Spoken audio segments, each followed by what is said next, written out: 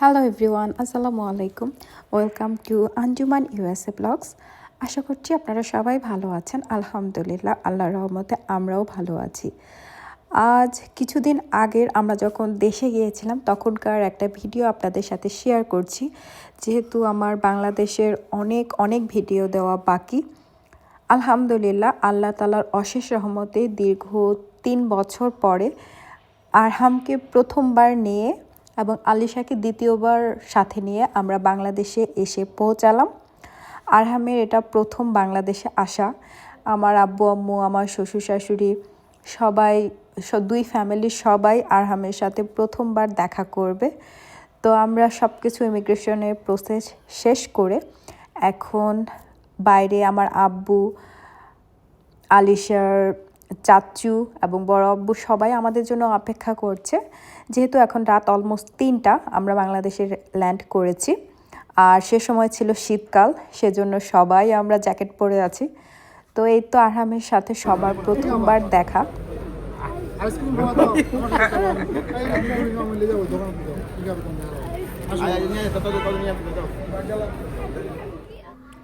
আমরা এখন অপেক্ষা করছি ঢাকা এয়ারপোর্টের ডোমেস্টিক লঞ্চের ভেতরে, কারণ আমাদেরকে এখন যেতে হবে ঢাকা থেকে সৈয়দপুরে। তো এখন অলমোস্ট 7:53, আমাদের ফ্লাইট ছিল 7:15-এ। যেহেতু আমরা শীতকালে বাংলাদেশে গিয়েছিলাম, এখন প্রচণ্ড রকমের কুয়াশা আমাদের সৈয়দপুরের ওই পাশে, তো ফ্লাইট টোটালি ওরা অফ রেখেছে। এখন ওরা বলেছে 8:15-এ ছাড়তে পারে যদি ওয়েদার বেটার হয়। তবে আমরা সবাই প্রচণ্ড রকমের টায়ার্ড, ঘুম প্লাস খাওয়া দাওয়া প্লাস রেস্টের জন্য মনে হচ্ছে আর বসে থাকতে পারছি না। তো এখানে পেপার ছিল, আমরা আলিশার বাবা পেপার পড়ছিল, আর আলিশা এবং আরহাম তার নানা ভাইয়ের সাথে খেলাধুলায় ব্যস্ত। ওদের টোটালি মনে হচ্ছে বাংলাদেশে এসে কোনো ক্লান্তি নেই, যদিও ওরাও আমাদের মতো টায়ার্ড। বাট সব আব্বুকে দেখেও আলিশা আরহাম খুবই হ্যাপি হয়েছে। একবার নিচে যাচ্ছে, একবার উপরে আসছে, এরকম করছে। এখানে বসে থাকতেও তেমন একটা খারাপ লাগছিল না, তবে টায়ার্ডনেসের জন্য বসে থাকতে ইচ্ছা করছে না। এখন জানি না আমাদের ফ্লাইট আবার কখন আমরা এখান থেকে যাব।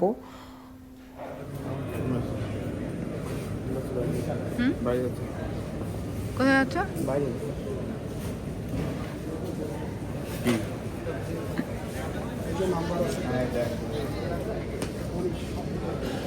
প্যাম্পার্স গুলা কোথায়? এখানে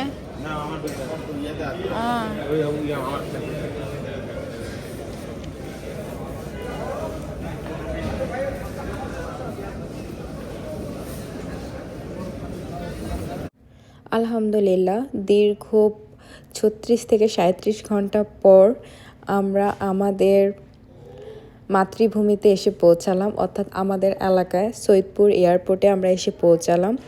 এখন লাগেজ নিচ্ছি। আলিশা আরহাম বাইরে গিয়েছে, বাইরে সবাই আমাদের জন্য ওয়েট করছে। ওরাও তো সেই সকাল 6টার দিকে এসেছে, এখন অলমোস্ট দুপুর 1টা। তো 6টা থেকে 1টা পর্যন্ত সৈয়দপুর এয়ারপোর্টের বাইরে সবাই ওয়েট করছে। এই যে আলিশার দাদা, ওর বড় ফুপি ওদের সাথে দেখা করতে এসেছে এখানে, মানে আমাদের রিসিভ করতে এসেছে।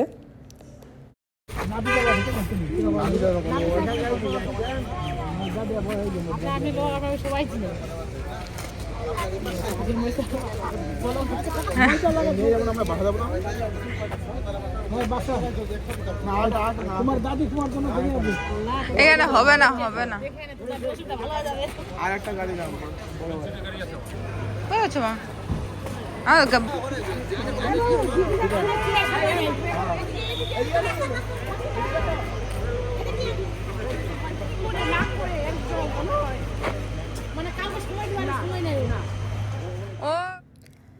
আমরা সবাই খুব হাংরি ছিলাম, তো সবাই ক্ষুধার্ত, যেহেতু দুপুরের লাঞ্চের সময় হয়ে গেছে।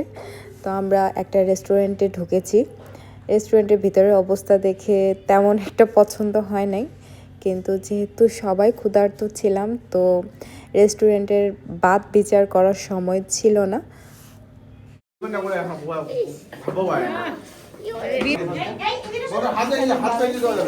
খাওয়ার জন্য আমাদের একমাত্র দুলা ভাই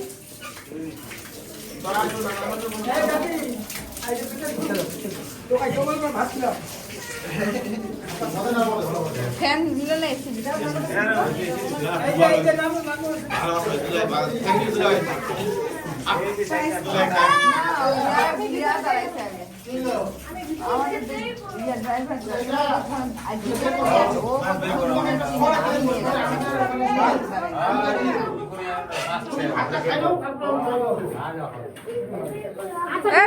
ফিশটা তো কোনো মনে চেপকে লাগে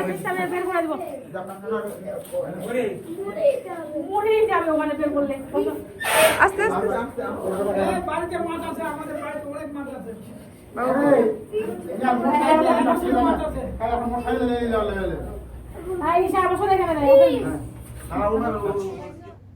সৈয়দপুর এয়ারপোর্ট থেকে আমার শ্বশুরবাড়িতে আসতে অলমোস্ট 3 ঘন্টা আবার গাড়ির মধ্যে আসতে হয়েছে।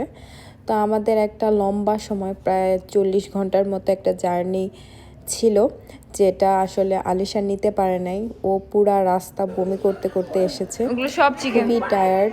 আরহাম আল্লাহর রহমতে এখন পর্যন্ত ঠিক আছে। বার্ডগুলা হাঁটতেছে। হ্যাঁ ঠিকই তো।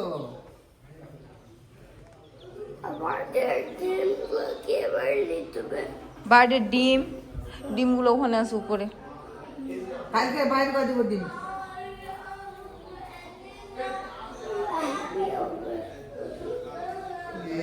দেখেছো তেমন খোলা উপর তো হবে, উপর ধরেছে না দাদা, উপরে কেউ নাই। হ্যাঁ কেউ নাই।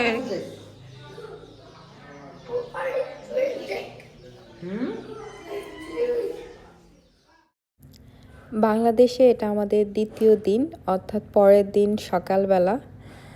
আমার শ্বশুরবাড়ি যেহেতু গ্রামে, তো এখানে গরু, ছাগল, হাঁস, মুরগি কোনো কিছুর অভাব নেই। আর আলিশা আরহাম দুইজনই খুব হ্যাপি এগুলো দেখে। কিন্তু আলিশার শরীরটা তো একটু খারাপ হয়ে গেছে। আরহামের শরীর মোটামুটি ঠিক আছে এখন পর্যন্ত। তো আমি আপনাদেরকে দেখাচ্ছি যে বাইরে এই উত্তরবঙ্গে যেহেতু আমাদের বাসা, তো শীতকালে কি পরিমাণ কুয়াশা চারপাশে।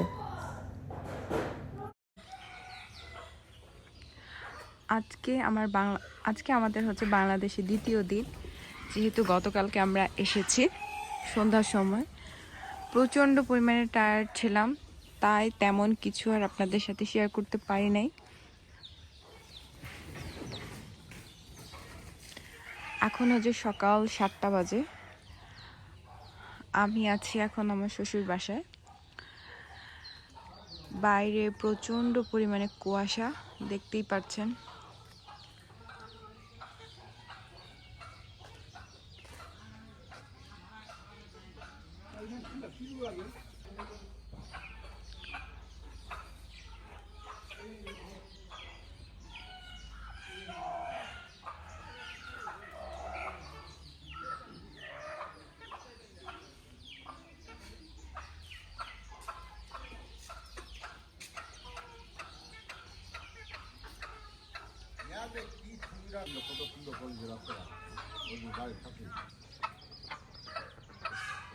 ওরা রং করে না, মিশনগুলো আটকে গেছিল।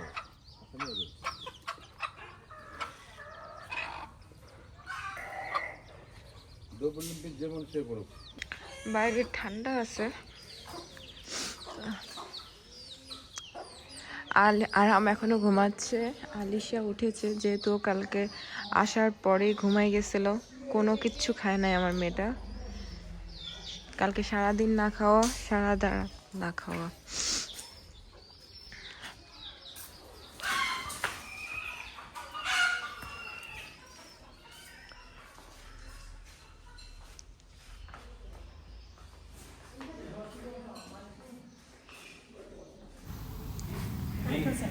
এই যে আলিশা, তার দাদি ওর জন্য একটা আংটি, গোল্ডের আংটি রেখেছে, যেহেতু ও বাংলাদেশে এসেছে সেজন্য। এবং আরহামের জন্য একটা চেন তৈরি করেছি সেগুলোই দিচ্ছে ঘুম থেকে উঠে। তো আজকের ব্লগটা আমি এই পর্যন্তই রাখছি। সবাই ভালো থাকবেন। আল্লাহ হাফেজ।